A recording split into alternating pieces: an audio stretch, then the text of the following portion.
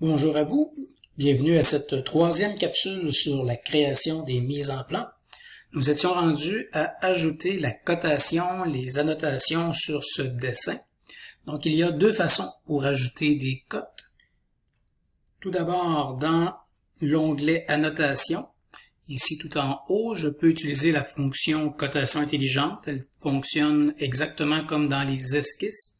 Donc je peux aller sélectionner des lignes. S'ils sont parallèles, il va indiquer la distance entre les deux. S'il s'agit de deux lignes non parallèles, il va ajouter une cote angulaire. S'il s'agit d'un cercle, il va mettre une cote de diamètre. Et si c'est un arc, il va mettre une cote de rayon, comme ça fonctionnait également en cotation intelligente dans les esquisses.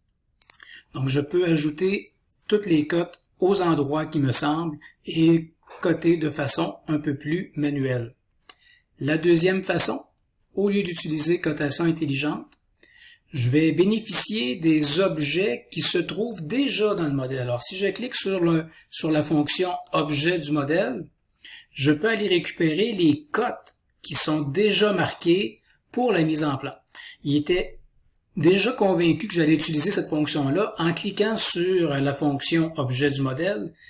La seule option qui était déjà sélectionnée, c'était justement les cotes marquées pour la mise en plan. On remarque que son icône était déjà en gris foncé.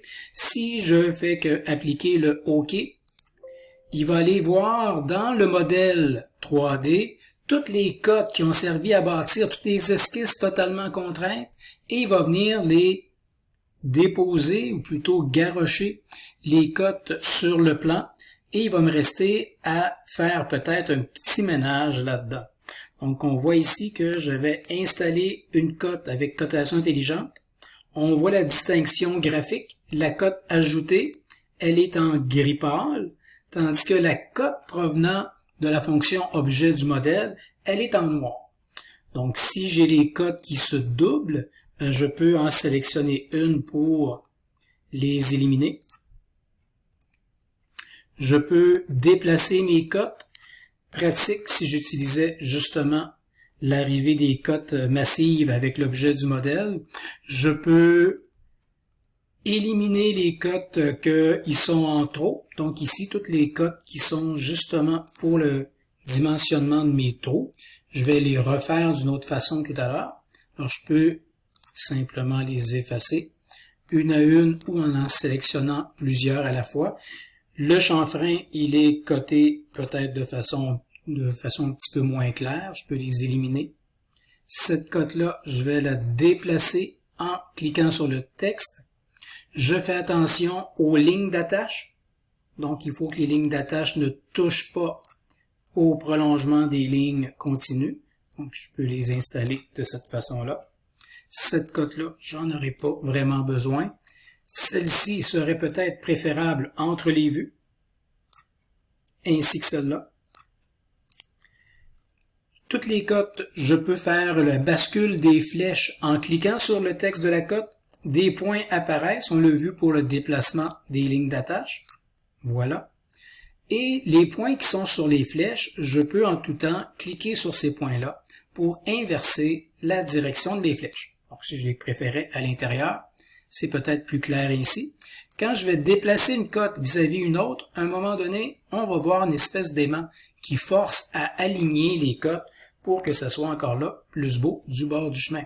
Dans cette cote-ci, je fais attention à ces lignes d'attache pour ne pas qu'elles viennent cacher la petite croix centrale au centre de mes trous.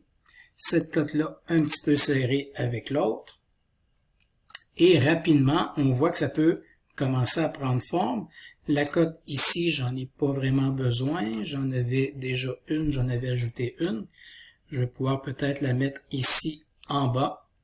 Je peux faire basculer la flèche à l'intérieur selon la méthode qui sera la plus claire. Je peux venir glisser ici mon diamètre en dessous parce que ma cote de 4.12, elle, je vais lui demander de l'étirer jusqu'au bout de l'arc.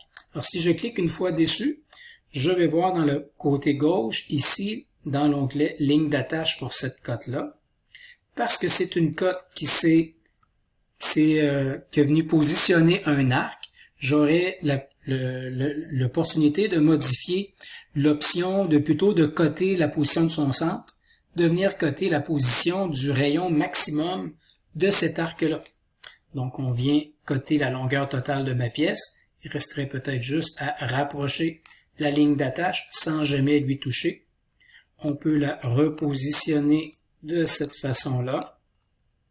Ma cote de rayon ici, je peux faire basculer la flèche de l'autre côté en cliquant dessus. Et ma vue de profil, ma cote de 190 millième, j'aurais peut-être avantage à la mettre entre les vues. En déplaçant mes lignes d'attache également. Hop, on l'a perdu ici. La ligne d'attache seulement. Et mon autre ligne d'attache en haut de ma rainure ici comme ça. Ma distance de 500 millième et l'autre, peut-être qu'on pourrait les décaler parce que si je les aligne comme ça, c'est pas tellement clair. Donc, rapidement, j'arrive à avoir une disposition des cotes intéressantes. Est-ce que je les ai tous? Est-ce qu'il m'en manque? Mais c'est à moi de vérifier si toutes les informations sont là. Si je voulais les avoir à 2 décimales, c'est possible de cliquer sur la cote et de venir modifier la précision en changeant le nombre de décimales prévu pour ma cote. Alors, si je veux la faire afficher peut-être à 2, je pourrais lui dire maintenant, est-ce que les flèches rentrent à l'intérieur? C'est un petit peu serré. On peut peut-être le garder encore vers l'extérieur. Si j'avais plusieurs cotes, je peux également les sélectionner en groupe et venir modifier la valeur de la précision pour l'ensemble de mes cotes. Donc, c'est plus rapide ainsi. Je peux remonter peut-être tout ça pour bien disposer mes cotes. Celle-là, elle s'est rapprochée peut-être un petit peu trop. J'essaie d'avoir la même distance à partir du tour de mes vues pour chacune de mes cotes pour jeter un bon coup d'œil. Cette cote-là ici d'1,5 pouce, peut-être la rallonger comme ça. Voilà. Et il nous manquerait peut-être que quelques cotes. Donc, on a vu la technique de cotation intelligente, objet du modèle. L'idéal est peut-être à quelque part l'utilisation des deux et de faire un mélange des deux techniques. La différence entre les cotes faites avec cotation intelligente ou les cotes importées du modèle, donc on voit que la cote qu'on a mis avec cotation intelligente s'est ajoutée en gris pâle. Et les cotes noires qui viennent du modèle, si je double-clique sur les cotes dans ma mise en plan, en modifiant cette cote-là, si je la mets à 6.5, je vais pouvoir aller augmenter la longueur de ma cote ici.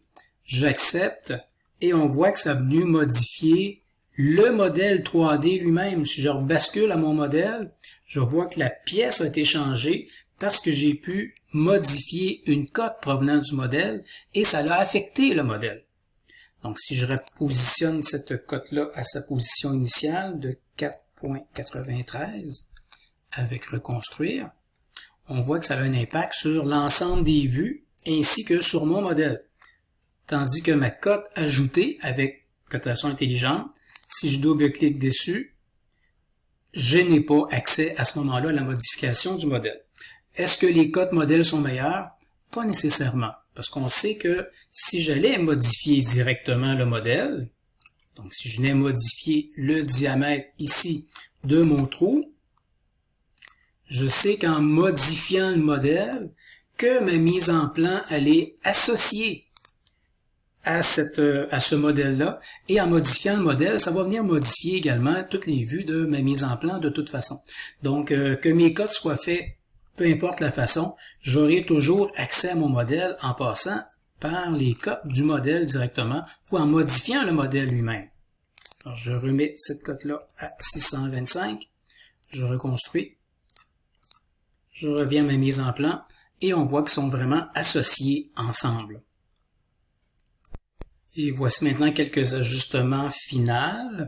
Je vois que ma cote de diamètre ici, elle est cotée sur ma vue de face ainsi que sur ma vue de dessus. Je vais aller enlever cette cote-là ici. Je vais conserver celle-là, je vais la ramener celle-là à 3 décimales, parce que sur le plan, c'est ce qu'on nous demandait. Donc juste celle-là, je les ai tous mis à 2 décimales, mais celle-là, je la ramène. Je peux également rajouter de l'information sur ma cote. En cliquant sur ma cote de diamètre qui est ici, je vois la section texte de cotation qui m'indique qu'il a mis le symbole de diamètre ici et qu'il a mis la dimension réelle du modèle à cet endroit-là. Si je place mon curseur ici, avec la touche Enter, je vais pouvoir écrire sur la deuxième ligne et signifier que j'aimerais avoir 2 trous de la dimension de 625 en positionnant le texte soit justifié vers la gauche, vers la droite ou au point centre.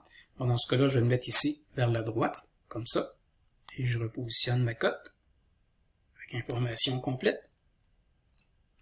Il manque peut-être la dimension de mes chanfreins que j'ai effacé tout à l'heure. Donc si je voulais aller coter le chanfrein, j'ai la possibilité d'utiliser la cote de chanfrein qui, elle, fonctionne avec l'angle et une référence. Donc elle doit lui dire par rapport à quoi l'angle est. En sélectionnant 2 lignes, elle sait que mon chanfrein ici est d'1/4 de pouce à 45 degrés. Et dans ma cote de chanfrein, je pourrais lui dire, je la veux également à 2 décimales. Et je vais rajouter aussi une deuxième ligne pour lui dire que ce coup-là, j'aimerais en avoir à 3 endroits, justifié elle aussi par rapport au côté droit. Je repositionne le tout. Et il va me manquer l'indication pour le trou chambré qui est là.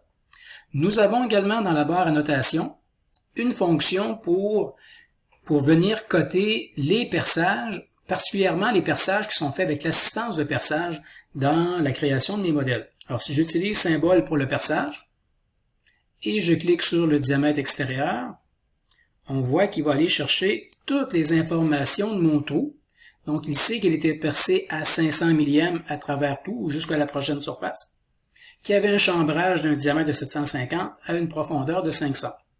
Si ça me plaît, du côté gauche ici de l'écran, je vois les indications qui est allé chercher sur le modèle. Peut-être que jusqu'au prochain, c'est peut-être pas nécessaire. Sur la vue de face, je vois bien qu'il est jusqu'au prochain. Je vais donc aller retirer cette indication-là. Il me dit, si tu le fais, j'ai plus accès vraiment au modèle, mais c'est pas tragique. Je préfère quand même l'avoir de cette façon-là. Et j'accepte le tout. Et j'ai déjà les bonnes informations. Je pourrais les avoir également à 2 décimales pour l'indication ici.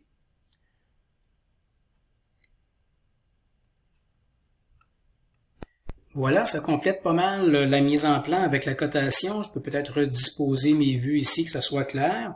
Ce qui reste peut-être à dire, c'est possible de transférer une cote qui était sur ma vue de dessus, la transférer sur ma vue de face avec la touche majuscule. Je peux lui dire, prends la cote qui est ici, amène-la jusqu'à temps qu'elle va entrer dans l'espace de ma vue de profil et la redisposer avec mes lignes d'attache adéquatement.